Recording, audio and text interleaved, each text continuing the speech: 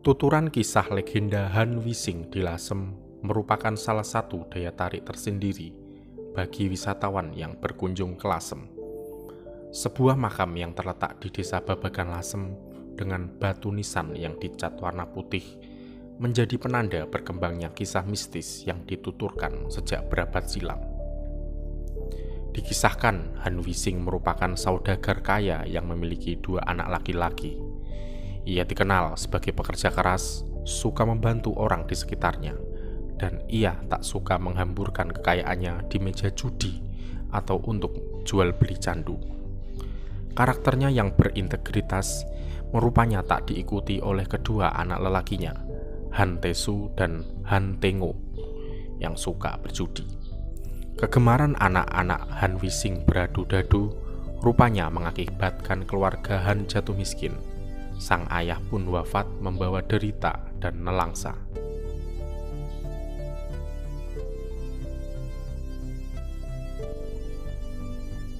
Bangkrutnya Han Wissing menyebabkan pemakamannya tak kunjung terlaksana. Uang sumbangan para penelayat pun masih saja digunakan anak-anaknya untuk bertaruh nasib di meja judi. Suatu hari, anak-anaknya membungkus jenazah Han Wissing dan bermaksud menguburkannya dengan cara seperti itu. Dalam perjalanan menuju tanah makam, rombongan yang membawa jenazah dirundung mendung. Awan hitam menggelantung. Tak lama hujan petir menyambar dan jenazah ditinggalkan begitu saja. Ketika mereda, muncullah gundukan tanah makam. Tak lama berselang, terdengar suara mengutuk datang dari dalam makam itu yang menyebutkan bahwa semua keturunan Han tidak boleh tinggal di Lasem. Apabila melanggar akan jatuh miskin. Tak khayal, kedua pemuda Han ini pun berlari meninggalkan Lasem. Keturunan Han menyebar di beberapa kota besar, terutama Surabaya. Tengoklah rumah abu keluarga Han di Surabaya. Ya, dari Lasemlah mereka berasal. Legenda ini sampai sekarang masih terus-menerus berdengung menjadi semacam urban legend di Lasem. Magis mistisnya menjadi daya tarik orang-orang yang berkunjung ke Lasem untuk mendatangi makam ini.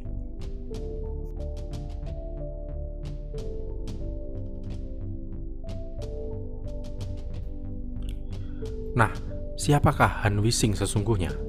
Mari kami ajak Anda membaca nisan legendaris tersebut. Nama yang tertera dalam nisan itu adalah Han Do-jun. Ia dikenal dengan nama Han Seong-kong.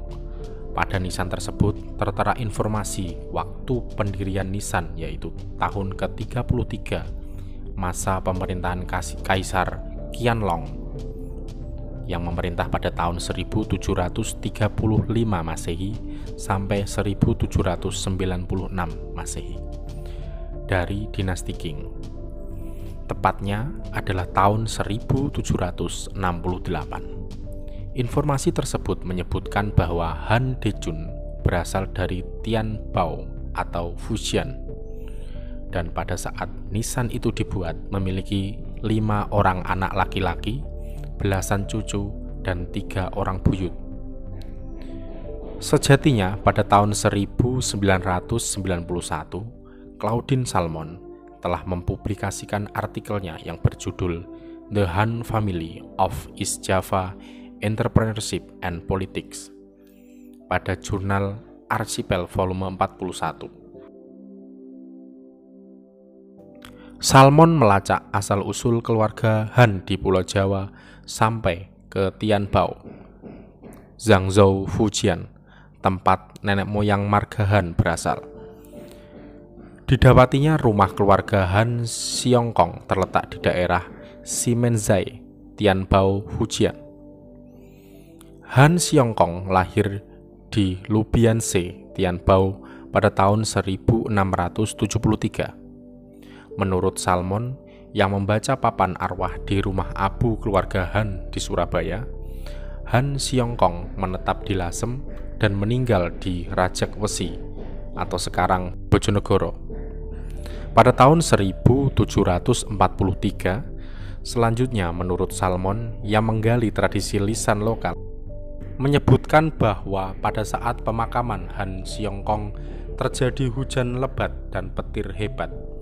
Peti mati Han Xiongkong dibiarkan teronggok di jalanan karena para pengantar jenazah berhamburan mencari tempat berteduh.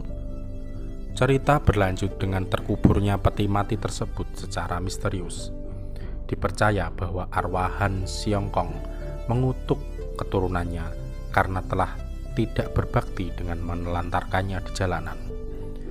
Maka sejak saat itu, keturunannya Han dipercaya meninggalkan Lasem. Namun ternyata dua dari anak lelaki tetua Han Xiongkong memilih tetap tinggal di Lasem, yaitu Han Zhokong dan Han Qinkong. Sementara Han Buikong menuju Surabaya dan menjadi kapitan Cina. Seorang anak Han yang bernama Han Qinkong memeluk agama Islam, memiliki nama Suro Purnolo, dan menetap di Besuki. Demikian pula dengan Han Hinkong turut bermukim di Besuki. Sedangkan kedua putri Han Xiongkong yaitu Pin Niu dan Pon Niu tidak diceritakan lebih lanjut. Menurut catatan keluarga Han di Surabaya, kelima anak Han Xiongkong lahir di Lasem. Tiada papan arwah sang ibunda diabadikan di rumah abu keluarga Han. Diduga, istri Han Xiongkong adalah wanita Lasem, bukan keturunan Cina. Sekali lagi, Lasem menjadi salah satu tempat yang layak untuk diperjuangkan menjadi daerah cagar budaya nasional. Mengingat begitu banyak warisan tinggalan leluhur, mulai dari bangunan, akulturasi budaya, sampai kumpulan kolektif memori. Kisah keberadaan Han Xiongkong salah satunya. Tak dapat disangkal sebagai salah satu kisah pusaka Lasem. Narasi ini seluruhnya kami ambil dari sebuah artikel yang berjudul "Sebuah Kutukan yang Menghidupkan Lasem", karya Agni Malagina, kontributor National Geographic Indonesia.